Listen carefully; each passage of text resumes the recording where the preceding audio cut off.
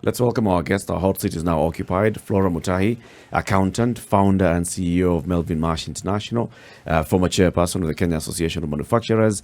You are right front and center in this particular conversation that we are having, industrialization. Good morning and welcome. Good morning. Asante sana for coming. We understand you had issues with the traffic. This is the Nairobi traffic. You know the Nairobi traffic and how it is. Pole sana, but thank you for getting here on in good time. Okay. I guess I don't know this area. You know, You're used to your own area. Your own locals. Yes, but I'm here now. We welcome you to the madness of Mombasa. Drink out of the cup from which we often drink. This is what happens. Wow. So tell us more about yourself and your company, Melvin Marsh International. Well, Melvin Marsh International is the owner of the brand Melvin's Tea. We began about 24 years ago. Actually, this is our 25th year. And we were the first ones who brought free-flowing salt into the market, which is salt that will flow out of your salt shaker. Yeah, what's that? Free-flowing salt. If you put it out of the salt shaker, it will flow freely, as opposed to the ones who put rice. Not the solid variety, which you have to sort of like pick with your fingers to sort of like, yes. So very hygienic. Not what we do here. Not what we do here, yes. It's hygienic. It also helps you save on the quantities that you use. Mm-hmm. So we did that for the first year, and then I realized I needed another product, and I came out with tea. There was only one packer of tea, and there was a monopoly. Had just been lifted, so I thought, actually, why don't I do this? Immediately I got into the tea space. I noticed there was no flavored tea. We just had one plain black tea. So I came out with the Tangawizi brand, started with Tangawizi, went into masala, cinnamon, vanilla, and now we've got, flavored, herbal, and fruit infusions. Talk about manufacturing. Okay. Right. So this is right, an value addition there. of the product. I'm right there, adding value and giving the market something different. So in the journey of manufacturing, then you've played your part. Completely. You've been there. You've been in the trenches. You've Yes. come out fighting. You even joined the Kenya Association of Manufacturers as a member initially. Yes, I did. Because you wanted to be part of those who were agitating for change. When you were joining, what did you want to see change in this sector? Actually, what made me join is an incentive they had that if you wanted to export your product, you could get your duty remission for the packaging or whatever you have imported, you could get your duty remitted. So that's what brought me to the association. And then I noticed there are like-minded people who are always sitting here and agitating and saying, why isn't this happening? Why isn't this happening? So I joined it maybe about 12 years ago. I stayed there, made enough noise, and I guess then they... And you became the chairperson. And then I became the chairperson. Was CAM instrumental in getting the message to the president that industrialization could be one of the key legacy items that he could do? I believe so, but anybody who understands economics would understand industrialization is actually what drives development. So actually it would have been a surprise had it not been there. But I guess the fact that CAM is an organized association available, and we do try to, support and work with the government, despite us being on different sides of the table. So I guess it was, a welcome. Are you really on different sides of the table? Well, they're the policymakers, and we are the ones who are supposed to now live. Benefit. To benefit. So sometimes where we're saying we're on the different side, yes, we're trying to achieve the same thing, but there are times we feel we are completely on different sides. Why is this? I believe the person who wears the shoe is the one who knows where it pinches. Okay, wearer of the shoe, tell us where it pinches. The issues around manufacturing in Kenya. We are diving right into We're it. diving right in. Yes. I basically break mine into 4 different buckets. Yes. The first one being competitiveness. Yes. Are Kenyan goods competitive enough, even if we manufacture locally?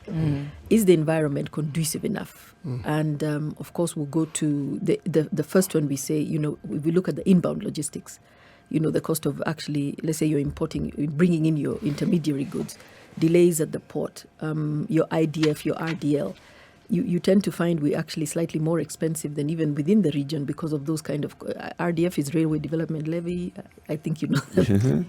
So you tend to... For purposes of our listeners, okay, it's always good to explain it. Yeah, okay. So you're doing well. Carry on. Okay. Yes. So issues around what it takes to bring in, if you're bringing in any intermediary or any imported goods. Right? Once the goods are then here, you then have to then, cut them into your whatever, internal inbound logistics, the roads, the traffic, the cost of just moving those goods. So good infrastructure is always important for industry. Multiple taxes. Once you've made your product, you're then having to then distribute your product in different counties. We have to pay marketing and cesses, and movement licenses, advertising through the different counties, 47 of them. I think there was one of our companies that had actually done a statistic, and they were paying something to the tune of well over $1 million just for movement of goods, because of the different counties. So if you're manufacturing your goods in Nairobi and you need to take them to Turkana. Yes. So every county, they cross over. With a branded vehicle, you have to have paid a marketing. You have to have paid a marketing for this branded per vehicle. county. Per county. Wow. Okay. So what you tend to do is you then either give your agent, you transport once to an agent, somebody there, or you use your particular cars in various areas. So these are the things that drive up competitiveness. Of course, the story about power. Our power is 0.16 to the dollar. Whereas our targeted power should be about 9 cents to the dollar. Our, people in the region who are at 3 and 4, Ethiopia a lot.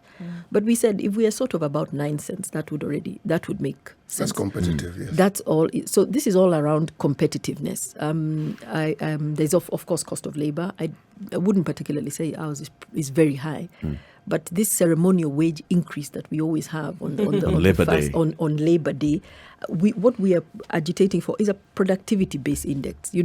Let us increase your salary if your productivity has increased. So we depeg it from this ceremonial wage increase. So those are some of the things that drive up competitiveness. The second bucket that is making industrialization or manufacturing difficult is illicit trade. There's a lot of illicit trade in the country, and of course, from, was it May 2018? The government did actually crack down on illicit trade. They did really? Yes, it did. There was, I think we did something like 12.5 billion worth of goods. Were impounded. And destroyed. And we know this for a fact. We know this for the fact. Incidentally, I am the chair of the Anti-Counterfeit Authority. You are the chair of the Destruction Committee. No, I'm not. No pun intended. Anyway, I get that. So what does this do? This create, if you get rid of illicit trade, and illicit trade is not only just counterfeiting, it's counterfeiting, substandard goods, evading taxes. If you get rid of this, what you're doing is you're creating a level playing field, which then attracts both local domestic investment and foreign domestic investment. So it's a very important thing to actually ensure doesn't happen in your country. The other area we look at is access to markets, because if I'm producing goods, the larger market I can sell those goods into, the better the lower my price should be, economies of scale, and I'll be able, of course, to keep improving, innovating, and improving my products. So government needs to continue to do what it has been doing. We have the regional, we have the East African community, although unfortunately we've taken a beating in the last 2 years in those two areas. So we have the East African community, we have the COMESA. We then have the Africa Free Trade Agreement, and we're excited that Kenya was, one of the first ones to sign, and actually it's coming into enactment in July this year. Yes. Yes, so those are some of the things that are pretty exciting, and then of course access to global markets. Kenya exported last year $613 billion, $613 billion, which is really not a lot. A lot of it was under the AGOA, I think 400, and so if we could continue to open and to move ourselves to be an export development economy, that is when we are really going to see industrialization succeeding in this country. I see. Let's take a short break so you can have a sip of water. In the studio this morning on the hot seat, Flora Mutahi, founder and CEO of Melvin Marsh International, former chairperson of the Kenya Association of Manufacturers, current chairperson of the Anti-Counterfeit Committee, and current Anti-Counterfeit Authority, beg your pardon. And of course, somebody who is playing it right there in the sector of industrialization. So when you say manufacture is one of the big four agenda, then we're here to ask the people who are playing in that field, what does it take to make Kenya an industrialized nation? So we're talking about industrialization, and you were telling us this is what we need, really, if we want to look at Kenya becoming an industrialized country. Some steps, you've given us those three, and I'm sure there are many more, right? There are many more. There's just one more big bucket, and then we can get into the details. Yes. So that, maybe for the viewers, competitiveness, curbing illicit trade, access to markets, those are the three big ones. And the fourth one is stable and predictable policy environment. It is important to spur confidence in any environment to attract both local and foreign investment. So when government comes out with policy, it is important that they, if possible, give a long-term view. I mean, let's look at Europe. They're now telling them within, I think it's within 2025 or something, 24, diesel cars are going to be, they're not going to be phased allowed. out. So you've got time. Everybody has got time to prepare themselves. So having a stable and predictable policy environment is important. Knee-jerk reactions are what we actually say does not really spur a lot of confidence. And I'm talking with an example, like when I was at KM, there came the plastic ban. Yes, there had been a long conversation about it, and the ban came, and within 6 months, here we go. There are people who had just invested in new machinery. There are people who packaging, it affected all our packaging, all our machinery. So those are the kind of things that we're saying. If we could have debates and then sit down across a table and say, you have to be given like 4 years to phase out plastics. Well, the conversation had begun before, but I think it's for both sides of the divide to actually say this is going to be the hard ruling. This is the hard deadline, and this is what is going to happen. So those kind of things are the ones that are going to help us. On this particular one, let's just stick on that. There are those that have accused the Association of Manufacturers, basically the local industry, of playing games with it, and that's why the government had to draw the line in the sand. This was not the first time. The first time was during the Kibaki administration. There had been a deadline, and then I remember the Vice President Mudi Awori himself announcing that, we've had a conversation and we have agreed that we're going to give the manufacturers time, the association and the other people in the private sector are going to come up with a plan. A plan didn't come. Yes, a plan didn't come. The conversation went, and then eventually 6 months. All we are saying is this: when it was gazetted, 6 months was deadline was too. 6 months was not enough. Let's look at another policy: Buy Kenya, Build Kenya. It is a brilliant policy that government is trying to promote. Is actually has put out there that is saying everybody has got to buy Kenya, build Kenya. The intention is there. How is the execution going about? Can I ask? You said it's a policy. Yeah. What exactly does the policy state? The Buy Kenya, Because Build Buy Kenya. Kenya, Build Kenya is just a statement, but Okay. yes, what is the policy It's behind the local content policy that says 40% of any procurement going to be done by government should be local content. Okay. Right? So let's go to implementation of that. Are we tracking it? I do know it comes in the PCs for state corporations, and there is a move towards it.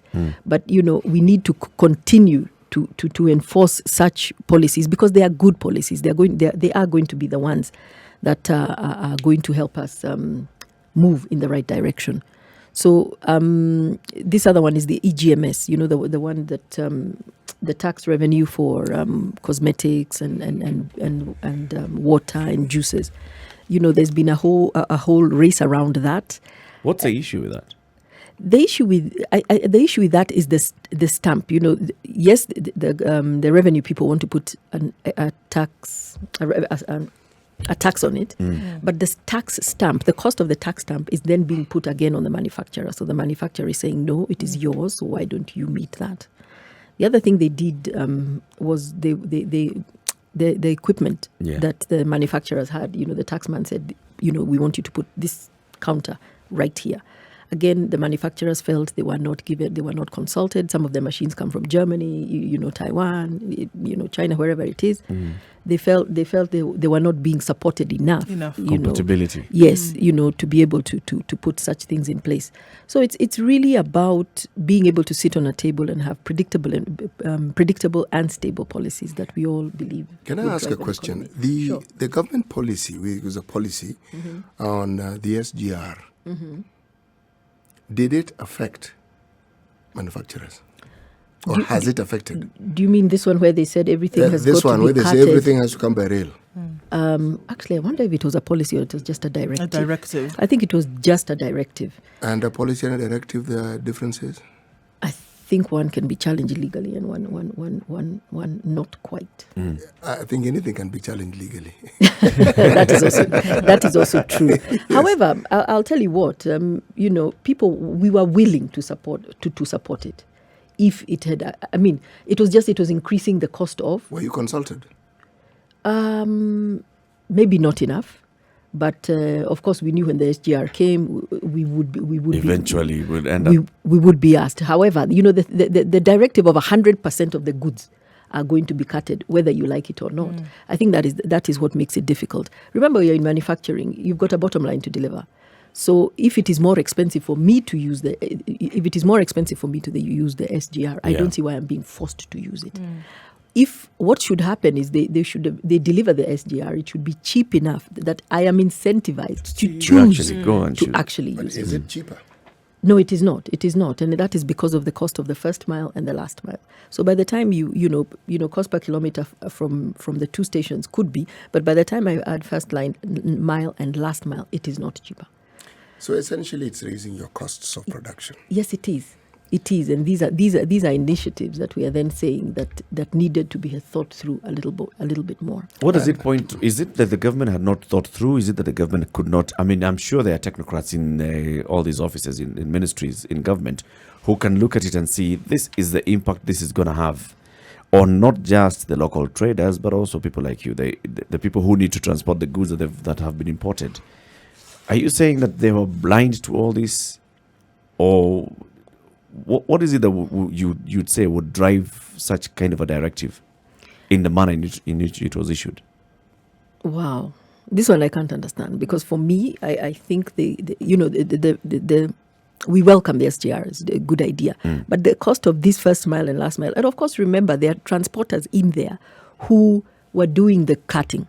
So now they're saying, oh, okay, so you want to put your goods on the SGR, so therefore, this is what I'm going to cost you to pick from the point of delivery, depot yes, to your factory. Right. So again, maybe it's not the best. It's a little bit inflated because they also have their loans and their bills to pay. Their bottom lines. Their bottom line to pay. But I guess if everybody, if I were government, I would have dealt with first mile and last mile.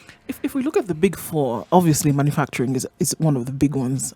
It is one of the big four. Yes. And I hear all these things that you've been saying that are potential, or clearly bottlenecks to getting it, front and center in the way that it should be. How are we going to get over these hurdles then to then now present it as it should be, as one of the drivers of this economy? Conversations, commitments, people, being able to sit down and actually deal with them one by one. And we do have a listening government. We do spend a lot of time, speaking to our Ministry of Industrialization and the likes. And commitment on their side to actually say this is what it's going to take and this is what we are going to do. Yeah, so I believe that is what is going to take. It's going to take. The fact that industrialization, like I said, has been put in the big four has been a great help. But it's a little bit. It's a little bit of sometimes consequences. I do the SGR and then I get some unintended consequences. But again, we need to learn to deal with them and move quickly. So as not to put you on the spot where you're actually criticizing the government directly, let me ask this question this way. Just criticize them indirectly. Criticize them indirectly. No. It isn't a question of criticizing the government. It's a question of asking so that one can understand. You say it's a listening government and that's a positive thing. Yes. After listening. Yes, implementation is where now I guess that is where we are at. And it's work in progress. It's work in progress. Let's work take in a progress look at, that we anticipate the results will be favorable, or is it just going to be a perennial work in progress? You win some, you lose some. Like for example, the other day in the budget that was read, you noticed it was a little bit of a manufacturer's budget. They did sort of say, for finished goods, their railway development level and import development, whatever, will be higher than for intermediary goods. The idea is to make it cheaper for us who manufacture the goods, so that when you finish your final production, you will then be able to be more competitive. Again, if you look at our importation, our deficit in importation, we import something like 1.75 trillion into the country, and we are exporting 635 billion.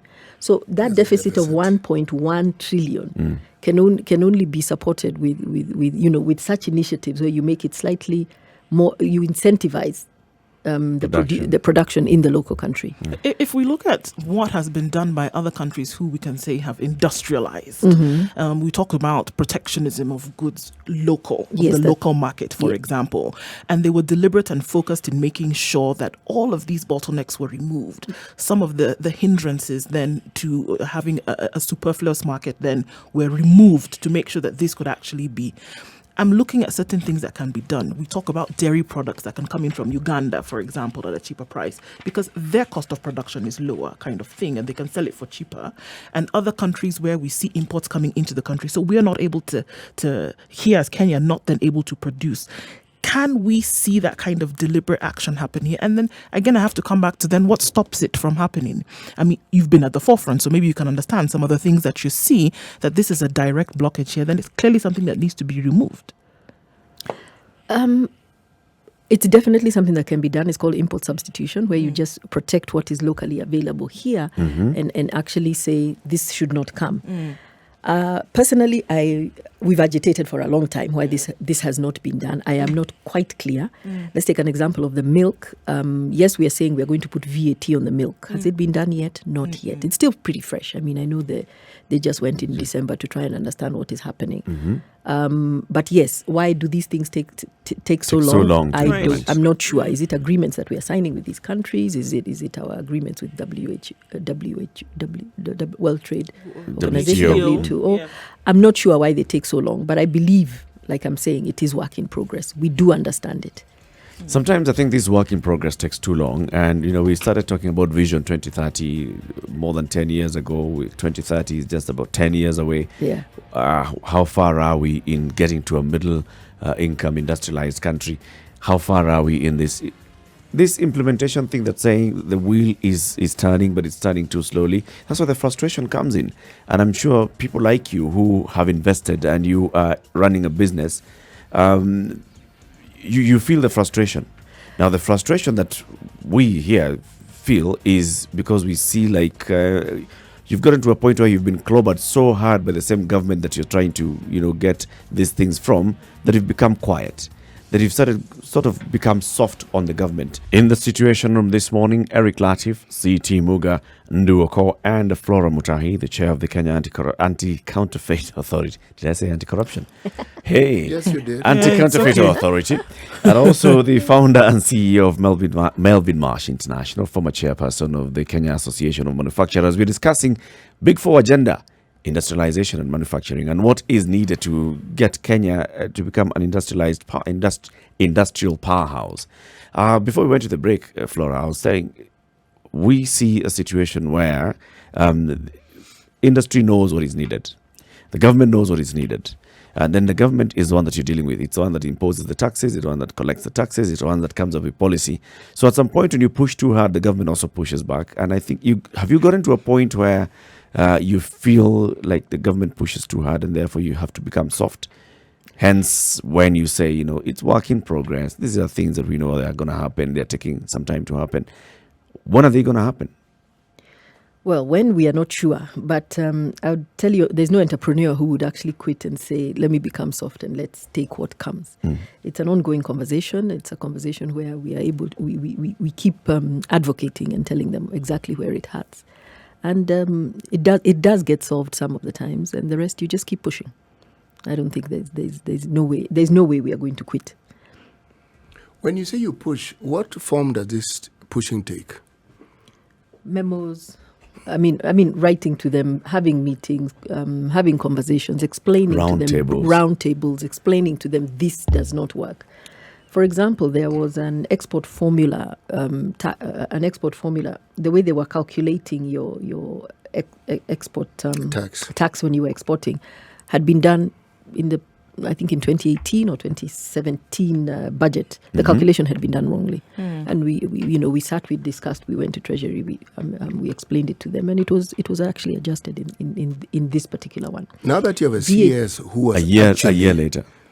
Yes, and it hurts business. Definitely, it hurts business. Look at VAT refunds. We are constantly requesting for VAT refunds. We've given them solutions where we are saying, why don't you allow us to offset our taxes against VAT refunds? So, but they have now come round with some sort of solution, arrangement. Not that easy, but it's guys. I guess I see a game here where in a developing economy. I see a game where you're being outwitted. So they come up with a policy, they come up with a law, they impose a tax. It's in the law. And then you start having a conversation. They tell you, all right, we're going to change it in the next financial year. For this next 12 months, you are going to suffer and they're going to benefit. No, they the don't. Next one, they remove that. Yeah. And then you still haven't come up with another previous complaint. And they tell you, let's continue thinking about this. Eric, I don't think exactly. No, anyway. Why am I responding on your behalf? Let's carry on. Yes. Immediately they do it, we go immediately into engagement and tell them this is not going to work. Yeah. There was another one. Remember there was a ban on logging. At the same time, the import tax on the wood went up to 35%. Doesn't make sense. Where we're supposed to get. So you don't have local. You don't have import. Yeah, exactly. So these are just things that I don't know what happens in the system, and we just begin advocating and hopefully. Let me explain what I mean by saying that you're being outwitted in this game. You're playing somebody who's much sharper and much clever, right? This is what I mean. When sharper, they came up, clever. Yeah. Government in the game. You're playing somebody who has more of the pawns.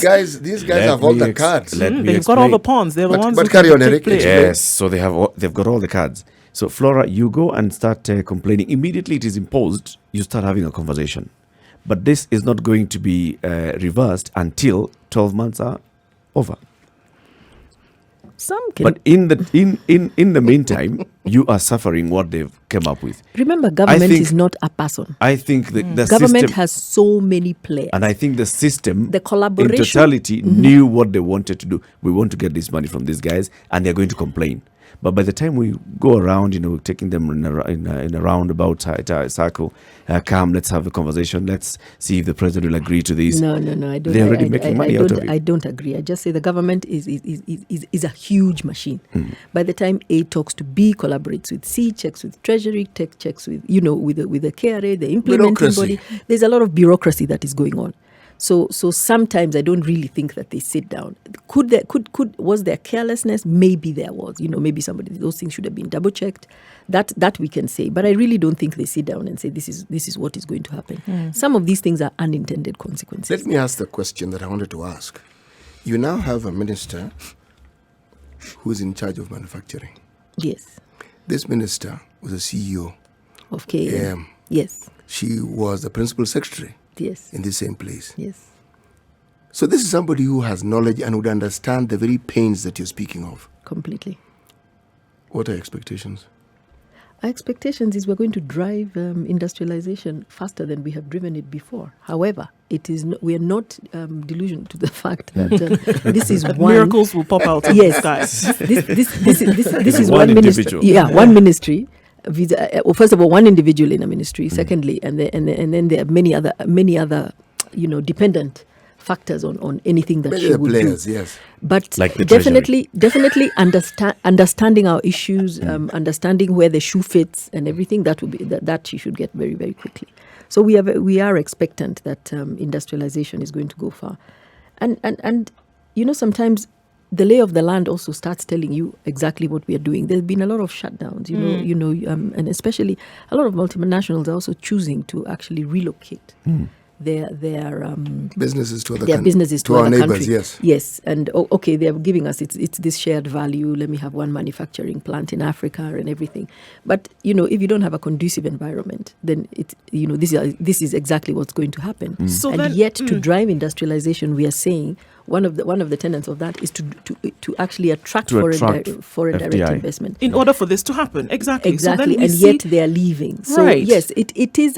I mean, and I guess that's why it's one of the big four. It's just one of those things that has got to be addressed. Right. That's what I was going to say. Now, then linking the two to say that this is a situation that we are faced with, and then understanding that if we're going to get the economy to move from the point where it's at to the next point, then industrialization and manufacturing, as it were, is going to have to be one of the vehicles through which this can be achieved or actualized. But then if there are all these things that are standing in the way, and if they're, from what you're saying, there doesn't seem to be a clear, understanding or cooperation between the agencies or the government bodies that need to then work in tandem to make it happen, How on earth are we going to realize this big four? By This continuing, particular one. by continuing the agitation, by continuing the conversation, Staying the cause. staying the cause, and actually trying, making sure it happens. I have a caller on the line who would like to ask you a question. Alan calling in from Nairobi. Good morning, Alan. Good morning. Morning to you. You know, in the 60s and 70s, we used to have this policy called import industrialization. Then, because the bank and the fund, we changed to export-oriented industrialization. Today, if you look at Singapore, Malaysia, Taiwan, the only way they have industrialized is this policy called industrial hubs, what we call cluster development, or we call here special economic zones. We have been talking about Dongo Kundu for the last 15 years. Our special economic zone in the ICT sector, that thing we call Konza, is stuck, has been stuck. Yep. So the biggest problem you have, I know the lady you have there speaks for existing the status quo. She speaks for the existing industries and existing manufacturing, whatever. Yes. The biggest problem is to have a state that does not believe in economic incentives. They just look at taxes. That if we give them, if we don't collect this, they don't know that they're compromising employment on the other side. Yeah. I think that's the problem we have. Thank you. Let's hear what her comment on that will be. Alan, thank you. Yes, it is true to actually drive industrialization. Incentives are important. You know, the tax holidays. Giving an incentive if you actually invest in this kind of an area. Like we saw in the budget the other day, the government was trying to incentivize the whole recycling plant area, and what they did is they give us. There's a tax break now. I think you get 15% as opposed to 30% corporate tax. So incentives are important. There's an incentive if you industrialize. No, sorry, if being an export development economy or trying to actually export, you could give an export incentive to government to do this. These are not things we've not proposed to government at all. They know. They know. It's somewhere in a drawer. I guess maybe is it a priority, or do they fear what had happened long ago with the Goldenberg? Those are issues that need to be dead and buried, and we need to move on. So I do agree with him that yes, there's a lot that can be done by government, and like I was saying, the stable policy, giving incentives. Let's talk about labor. Yes, availability of land. Putting people into economic clusters, like we saw the Kenya Industrial Estate. That was then. That needs to be replicated today. I think they're trying to replicate it today in counties, but we haven't heard too much on that. Putting in something. There's something in Naivasha, where you have the cheaper energy. Yeah. Having industrial parks, that is definitely going to be important. Looking at areas like labor, do we have the right labor? The right skill sets for labor, and that's why you're seeing a whole push around moving, TVET, technical skills, which has been brought back, and I think very well. I must say we work closely with them, and we've seen a huge change, because one of the things we've said in industry, there's a definite mismatch between what we are looking for and what is in the market. Today, if you're looking for a plumber, or if we're looking for people to run our industrial machines, I poach from my competitors, which is wrong. But so now through the technical universities, we're doing that. Incentivizing something like the fourth industrial estate revolution, to make sure innovation, tech is coming in, perhaps saying we will give you a break on your R&D. Those are areas definitely that other countries that have done, and they're areas that definitely I agree as Kenya we should begin to look at. And yet none of that is happening. Well, a few. Few is happening, but the conversation has begun. The conversation begins, and then it takes so long for this conversation to move from one point to the next. Yes. Is it just a Kenyan problem? I mean, we've just talked about the other countries where they decide and they fast track. They do this immediately. Plans are there. The industry goes and sits with the government and tells them, guys, this is what we need. And the government says, yeah. And it does not happen. And or what happens and takes the forever. ministries that are involved in this also say, yeah. And it's a song, and they even form a choir. And then what happens is there's this silent ministry of impunity. that pervades and invades Like a super ministry. and infects every other ministry. And where it has a stronghold, you come to it, they tell you, no, this isn't happening, sorry. Why? They can't see how it's going to benefit them, not as a ministry, but as the individuals who are supposed to make that decision. It's a malaise, it's a disease, it's a malignant disease that we have to keep talking of because it is real. Our ministries are peopled by well-educated people who actually understand exactly what they're supposed to do. Believe me, these things we keep discussing, niche products, class, they know better than we do. They understand the economics of it. They even understand that in promoting these things, the government will achieve the thing it's trying to achieve. This nonsense of taxing us all the time. If you actually grow your industries, you'll have the money to tax. They'll produce more, they'll make more. So you'll have more to receive in terms of taxes. But they go through a process where you're killing the very thing that's supposed to give you taxes, and yet you want more. It seems a bit strange. But the ministry of impunity is what brings this about. It's the silent and quiet ministry that we have that pervades every ministry we have in this country. And in every department, impunity comes in. And why am I calling it? Because that's what it is. It manifests itself as corruption, but it's impunity. It's impunity. Because people feel and think and know they will get away. Flora, have you encountered this ministry? It's headquartered somewhere in the Republic. It's a serious force. It just rears its head. Yes. I mean, we know it stops a lot of the initiatives that we try to make and some of the policies and things we try to agitate, definitely.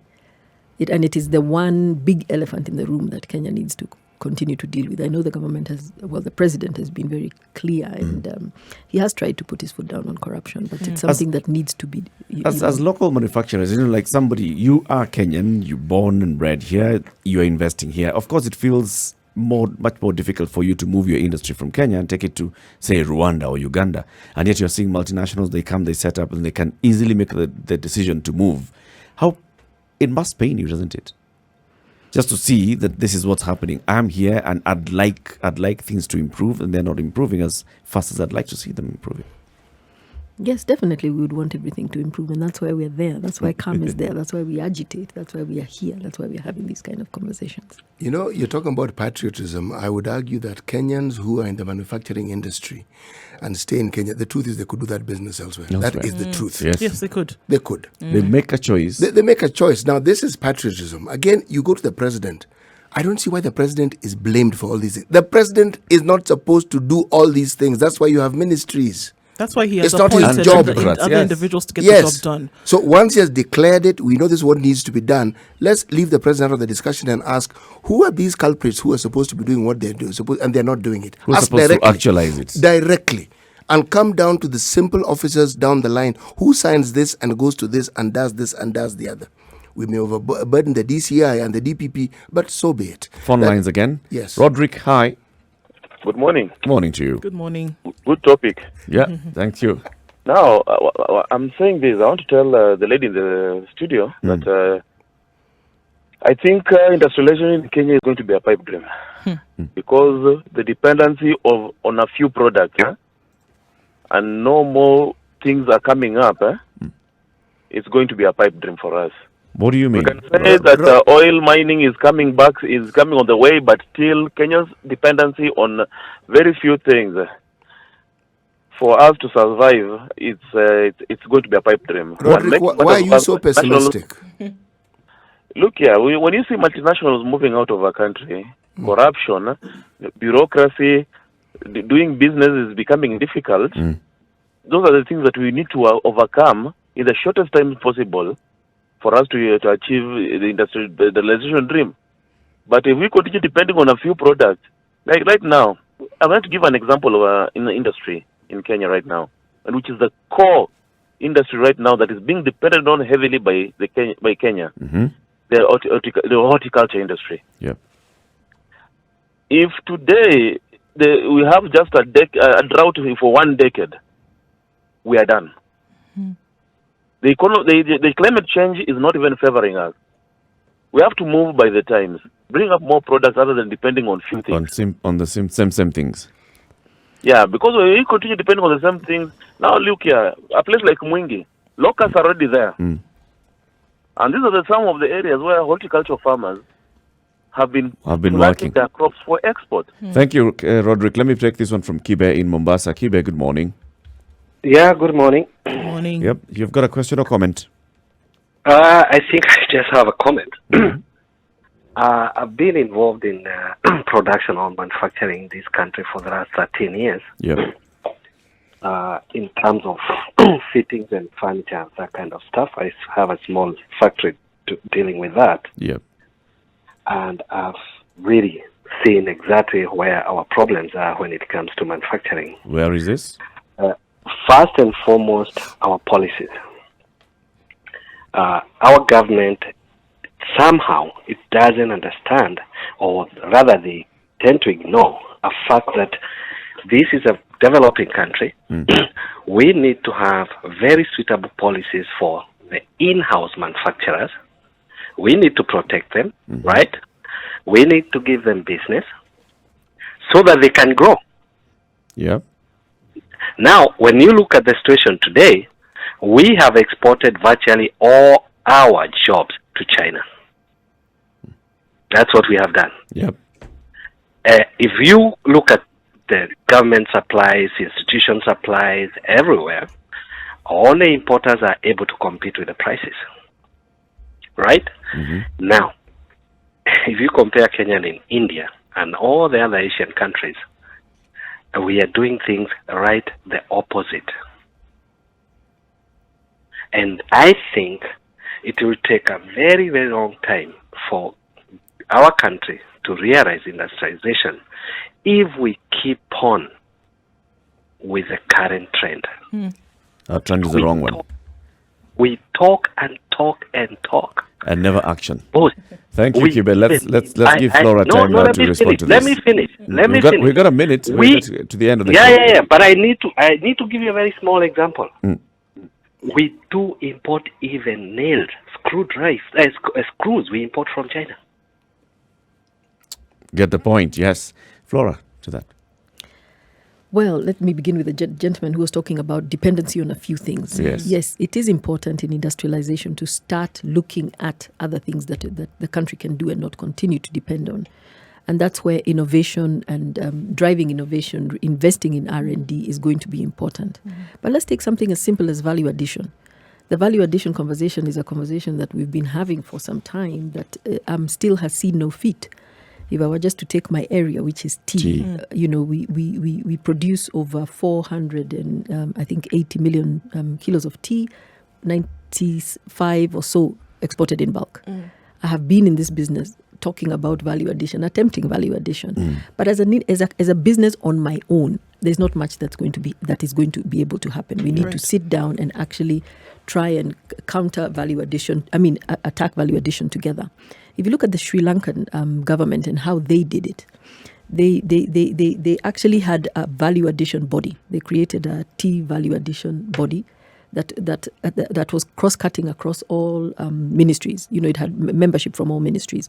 That's the first thing it did. Then they came out with a policy directive that actually said we are going to actually value add 10% this year, 10% the following year, and now as we speak, Sri Lanka is a 60-40. Wow. 40% bulk, 60%. Again, looking at the market, the second thing they did is they looked at the market. What does the market want? We are dependent on CTC, like he said, dependent on a few. CTC is the black tea that we know it. There's orthodox tea. We have the farms, we have the factories. We have the difference in pricing between orthodox and CTC is bigger. I was in a tea task force in 2007, and we came out and said, we should actually, as Kenya, come out with more orthodox tea as opposed to CTC. Has that happened? It's happening now. So obviously the price of CTC is lower. Right. So the government then came around and said, okay, because promoting a brand, and I can tell you for free, in foreign countries is expensive. By the time you understand the market and you're able to market and push the brand, government comes behind and does what you call country branding, where we say this is a Kenyan product and we're going to, this is how it's going to look. All packers aligned to this, and then we go and hit markets. Completely by marketing in those countries. Government doing bilateral agreements with all these development partners. Then say, listen, you're going to allow our tea. You're going to allow our tea branded. So those are the kind of that's the kind of support that has been coming out. So this whole value addition, I know leather has also been struggling. We do have even a whole authority around it. Yes. But even that has been struggling. So I do believe, yes, there's going to have to be a more concerted effort. I'm not sure the effort is not there. I don't know what it is, but we really do have We to just be need to serious. see more. I Flora, like I that want to word say in thank terms you of very getting much. serious about Yes, this. we need to be really serious About everything. about everything.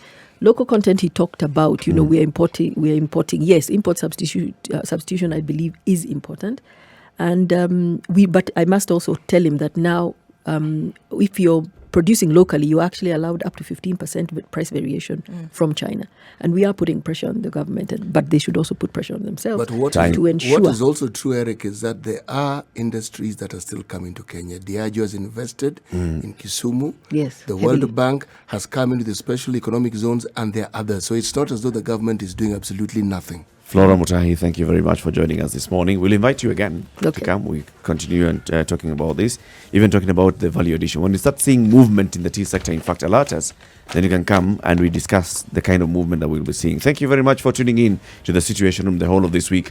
Join us again next week, 6 a.m. to 10 a.m. every weekday. Eric Latif, CT Muga, and Ndu. Of course, this morning we had Flora Mutahi, the CEO and founder of Melvin Marsh International, the ones that make Melvin's tea. Have a good one.